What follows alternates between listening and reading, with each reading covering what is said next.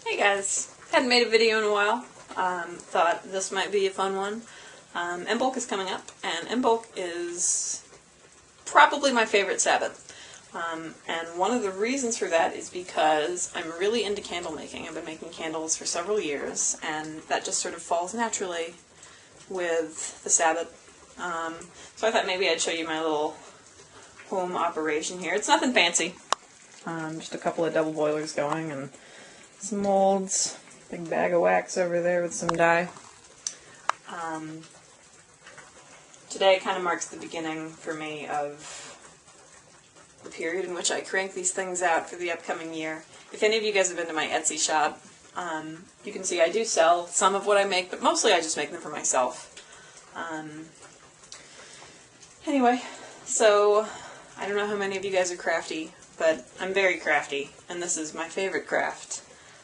I use my own candles almost exclusively because I don't use paraffin. Paraffin is an oil byproduct, and I don't like the idea of... It's essentially a toxin, and I don't like the idea of burning that in my home, let alone sacred space. So I use natural waxes exclusively. Right now I'm working with beeswax, but I'll be making some palm wax pillars in a couple of hours here. I also work with soy.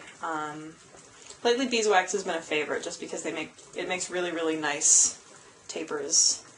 But pillars I usually make out of softer waxes. Anyway, thought I would show you guys that. There's not really a lot to see at this point. Can't see it, but there's liquefied wax. There's some melting away.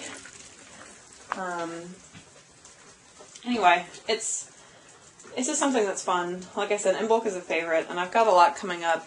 This weekend I've got Circle, and then the next weekend I'm going to be going to a couple of open rituals with some groups here in my town,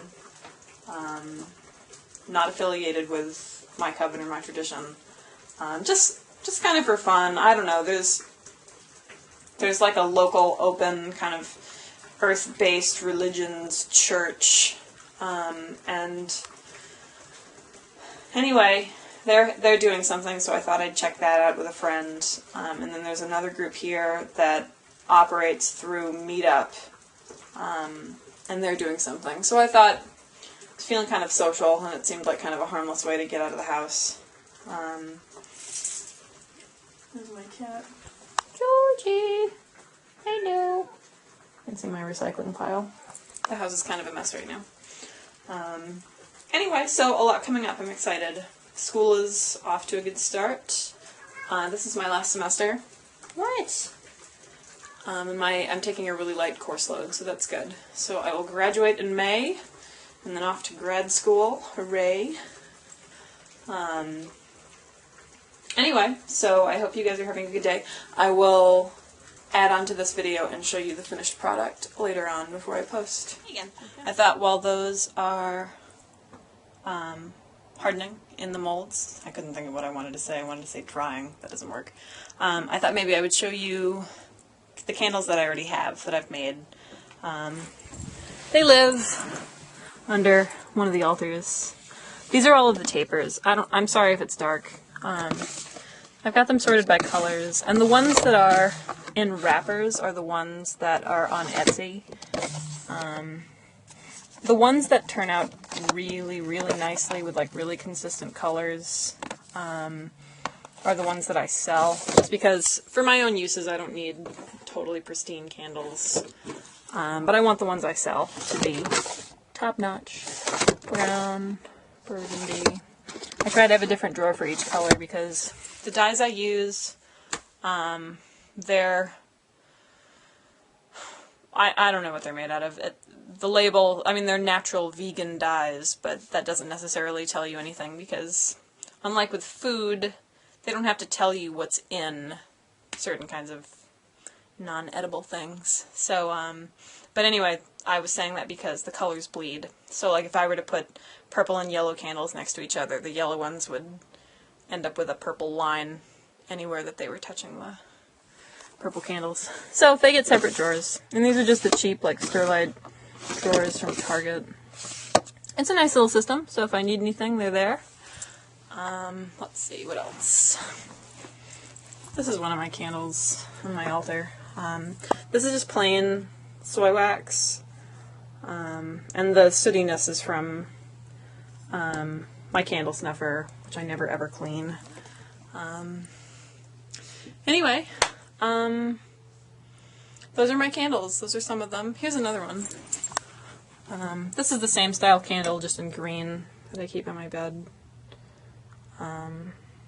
It's nice too because once I burn them down, I can remelt the wax and reuse it, which is nice.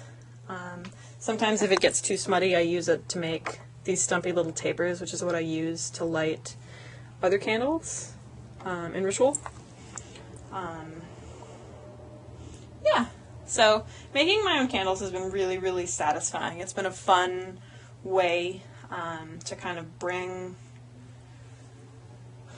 my craftiness, big C, into my life through crafts, small c. So yeah, anyway, when I pull those other ones out of the mold, I will show you those because they're going to be really cool. Ta-da! That is the finished product. This is one of my smaller sized pillar candles. You can see these ones behind them are full sized. Trying to make some nice springy colors. I'm giving these ones away to Coven members this weekend.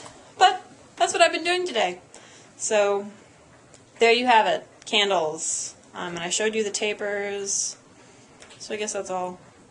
If you guys have any questions, you're always welcome to ask. But candle making is very straightforward. Melt wax, pour in mold, pull out with wick. That's about it. And you don't even need like fancy molds. You can use jars or milk cartons or whatever. And I know I've kind of bad-mouthed paraffin, but paraffin is the easiest to get. So if you want to experiment with making candles, you can go to Michael's and get a couple pounds of paraffin, and it's generally pretty cheap. I get all of my supplies online because it's a lot less expensive. I don't know if I said that or not, but I do. And I remember in like the 2nd or 3rd grade in art class in school we made candles, and I seem to remember we melted down crayons. I have not done this in a while, if in fact I ever did it at all, if it's a real memory. But I guess in theory that would work too. Something I should also say, if you do use paraffin, and this is one of the many reasons why I do not use paraffin, paraffin, if you overheat it on the stove, it can spontaneously catch fire. I tend to be kind of a hazard anyway, just by virtue of being myself. So throwing spontaneously combusting things into the mix is a bad idea for me. But if you do decide to use paraffin, there are some precautions that perhaps you should take. Monitor it. Anyway, so once again, there they are. Yay, candles! I hope you guys have a good day. See you next time. So there's some of the finished product from today's work. I've still got some more pink candles in the works, as well as a few other colors and maybe another couple of pillars.